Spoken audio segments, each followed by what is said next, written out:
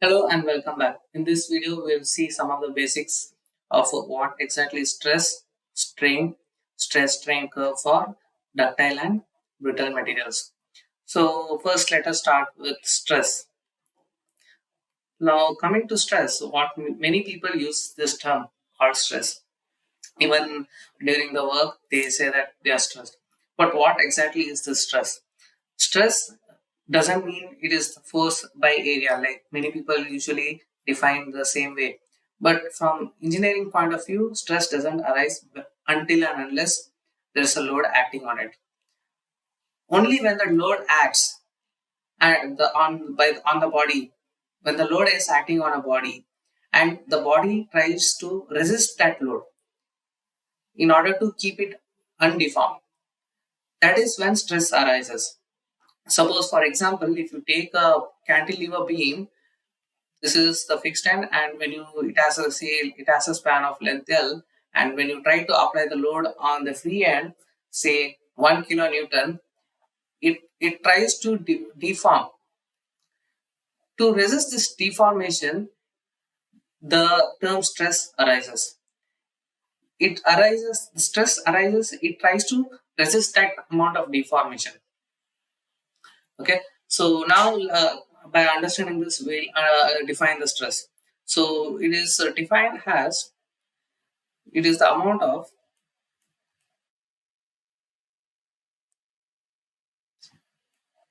internal resistance force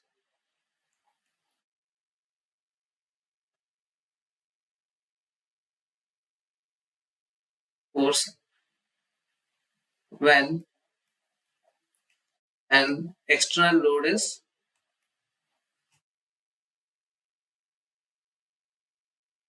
acted on a unit area.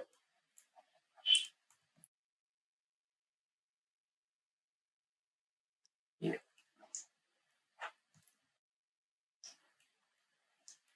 Okay. So here, in what happens in this kind of cantilever, when I add the load will try to deform the beam. Say, suppose there will be deformation levels. Okay, but in order to resist that, an internal resistance is offered by that beam. Suppose if you take a cross section area of the beam, say suppose it may be of a rectangle, say of height h and width b, that beam will try to resist that deformation.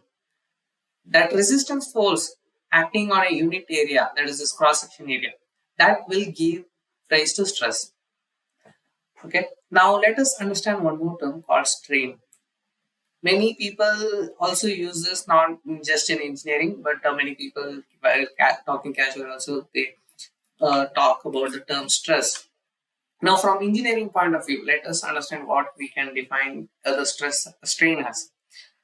The many people say that it's a ratio of whereas it's just the ratio of change in length to the actual length. But that is not actually how you should define it. Although your understanding is correct, okay, it is actually defined as the ratio of deformation or the amount of deformation in the direction, you should mention this, in the direction of the load applied.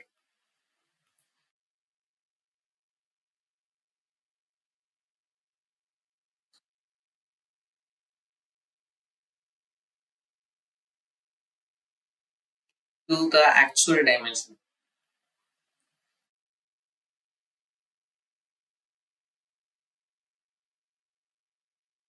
This is called, and the strain arises not only when the stress, it is not compulsion that whenever there is a stress, there should be a strain. I'll give an example. See, when you take two, yes, this end is fixed, and say this end is also fixed, and this is a bar of say length L, actual length L, and this is the amount of say L1. And when you try to heat this, and this bar is made up of material, and when you try to heat this, it expands. When you heat the metal, it expands. And I try to heat it I try to heat it such a way that it expands only till here. Okay, say suppose it expands to L to length. Okay, so we say that, but still there is a strain, but there is no stress acting on it. It is not constrained properly, and so there is no load acting on it. So we say that there is no stress, but there is some strain because by heating, I say that from the length has been changed from from L to L2. Okay, so there's a change in length. Okay, but still there will be no change in stress because there is no external load. Say for example, there's some amount of when it crosses the amount of L1 from this point after heating, then it gives rise to stress. Okay, many people should understand this. It is not compulsion. Whenever there is a stress, there is strain. Okay, but not necessarily whenever there is a strain, it doesn't mean there is stress. Okay, many people should understand this. The best example for this one is the tracks of the railway tracks. They'll be giving some caps so that there is no stress. Okay, when there is no stress, the it can take much higher loads, and the life will be more. That is the reason. And due to thermal expansion, there will be stress. So we provide the adequate space such that it will not give rise to stress. Okay. Now let us understand a little more about it, like the in terms of formula. Stress is denoted by sigma, which is, as I said, it is the internal resisting force, but still we call it's a force, right? Which is acting on a unit area. Okay. So, and its units is Newton per mm square, GPa or gigapascal, MPa, megapascal, or just PA, pascals, or Newton per meter square. Okay, and coming to strain, it is determined. It is shown in epsilon symbol. That is strain, which is equal to change in length by actual length, or change in area by actual area, or change in volume by actual volume. It may be anything. And strain is unitless. Okay. Now we'll go further and we'll talk about the stress strain curve. Now first let us see what will be the graph for stress strain curve for a ductile material.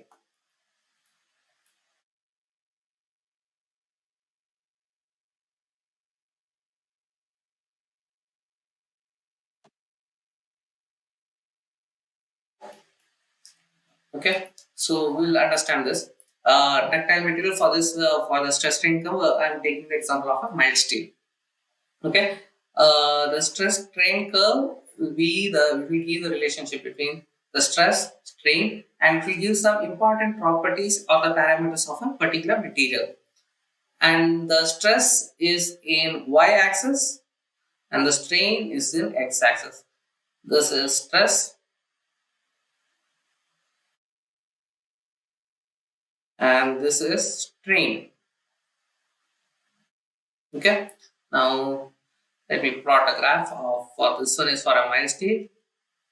Initially it will be there will be a constant slope, and then you can see a sudden change in the that is the curve of the stress strain. So here we have some very much important points which are very much important from the engineering point of view. So we'll have see this one as 1, mark it as 2, 3, 4, 5 and 6. Now this is for a ductile material. Okay, and this graph is especially for mild steel. Mild steel is also a ductile material. Okay, and we'll see what are these points. Okay, so the first point is called the proportionality limit.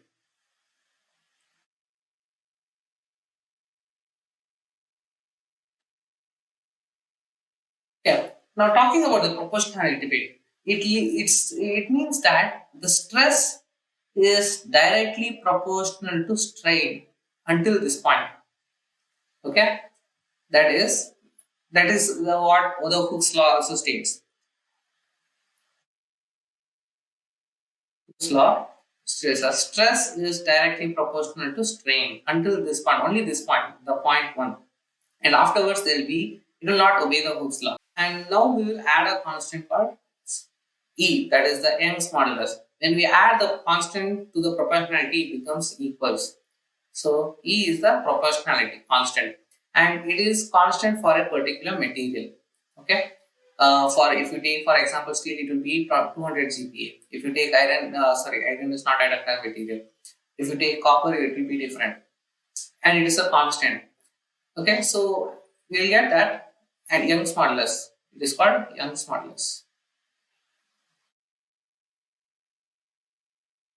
Okay, E is equal to stress by strain, and this corresponding stress strain is valid only till this region. Okay, the proportionality limit, that is the stress and the strain will be proportional to each other. And then when we talk about the second point, that is called the elastic limit.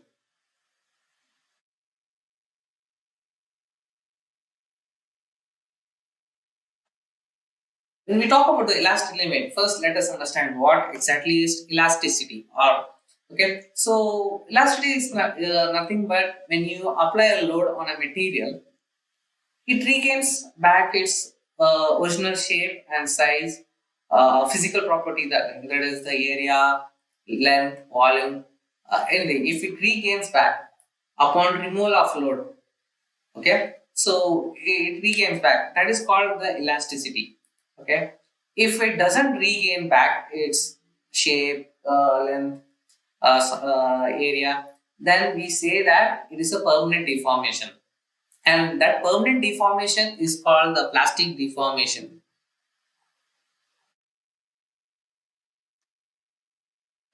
Okay, and always remember that till this even this proportionality limit, there will be a elastic limit. Okay, so until this point, and this point, that is why we call it as elastic limit. We can say that when we remove the load below this point, it will regain back its original shape. That will it will retrace the curve back in this direction itself, the same path. It will retrace the bus, and then it will return a point where strain is zero. Okay, so it will retrace back, and this proportionality limit also is the not exactly the elastic limit, but it is a part of elastic limit. Until this region 2, that is this one, it is the elastic limit. Okay, so elastic region, sorry. So whatever the load which you remove until this point, it will regain back its original shape. Okay, so that is why it is called as elastic limit. And beyond this point, if you apply the load, it will not regain back its the original shape, size, length. That we say it has a permanent deformation, like it is a plastic deformation. So from this region to this region, it is called the plastic state or the plastic deformation.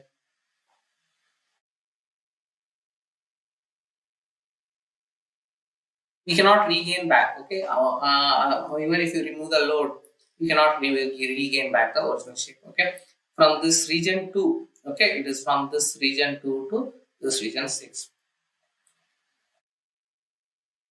The mark it is so that we can understand it clearly. Region is plastic region. And coming to the third point, it is upper yield point.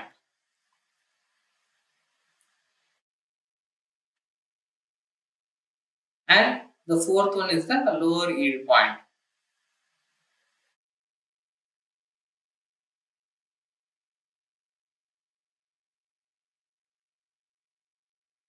Okay.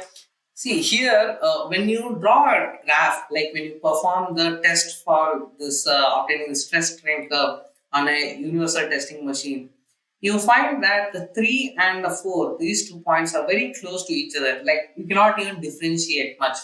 Okay. This is the point where beyond which the plastic deformation will start. That is why we call it as yielding. Okay. And this point is very much important because for the ductile materials we use the yield point, and that is why we call as yield strength of the material for the ductile material. So it is very difficult to differentiate between the upper yield point and the lower yield point. But you can, when you look into closely, you can see there is a small change. Like when there is a small amount of when small change in load, you can see a drastic change in sudden drastic change in strain. Okay, that is what it distinguishes between the upper yield point and the lower yield point. But always remember, we consider the upper yield point as the yield strength of the material. This is the main criteria. Okay, although the lower yield point is little low, but still we consider it as the upper yield strength. The corresponding stress, okay, the corresponding stress of the upper yield point. That stress we call it as the yield strength of the material. And we'll see the point 5, that is called the ultimate strength.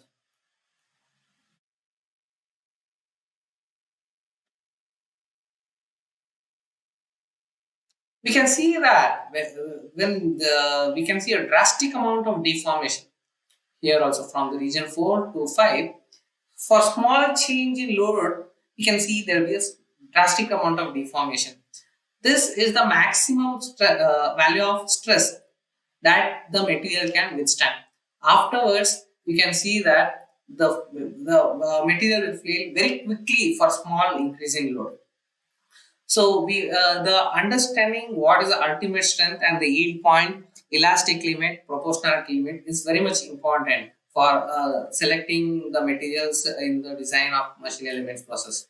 Okay, so this is the very critical point. So you have to remember this. This is and when you draw a stress strain curve for this, it will be a maximum amount of stress in that. This is the point where you can see maximum stress in this. So that corresponding stress is called the ultimate strength. Okay, and the ultimate strength and the yield strength point are noted in terms in the unit as GPa, gigapascal, or Newton per mm square, Newton per meter square, or MPa.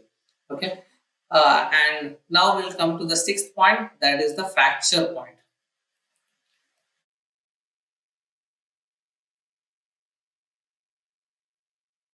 As the name suggests, it's a fracture, and for the material will fail and it will get broken into pieces. Like usually for ductile material, not get into many pieces, it will just break and will just get separated away from each other. Like two pieces will be there. So that is when you can see a complete failure of the material when an external load is acted. And this is remember this is only for particularly for a ductile material. For ductile material, usually you can see a graph like this. This is the typical graph, like this is drawn for a mild steel. So we'll understand how we'll try to get the graph for the brittle material also. So as I said, the stress strain curve is similar. Like on the y-axis, we'll be having stress, and on the x-axis, we'll be having strain. Okay. When you draw a graph, when you compare this the stress strain curve for a brittle material as well as the ductile material, the brittle material is quite different from a ductile material. Now we'll draw it and we'll understand how it will be different. This is how the graph looks like, and here there will be a fracture point, that is where the material fails, and here we need to identify a point where we can safely design for our brittle materials. Say for example, cast iron and glass, ceramics. Those are all our brittle materials. So we need to know, always will not design for the maximum amount of this amount of stress. Okay, we need to keep amount of safety margin, and we need to identify for a particular material what is the strength which we can use. Okay, for that one, for this one, the brittle material, the failure happens so quickly that you cannot notice it. Okay, so we have a method called 0.2% offset method. What we do is we'll offset the strain by 0.2%, and we draw the corresponding stress. When the point of intersection of this point, this curve and this curve will give me a point known as ultimate strength or the stress. Its unit is same as stress, that is maybe Newton per meter square, mm square, or GPa, MPa. The corresponding stress value is called the ultimate strength of the material. For ductile material, for let us say for brittle material, that is failure criteria is always the ultimate strength or the ultimate stress. Okay, and for ductile material, the failure criteria is the yield strength. Okay, always remember this. And also one more thing is noted is that all brittle materials are good in taking compressive load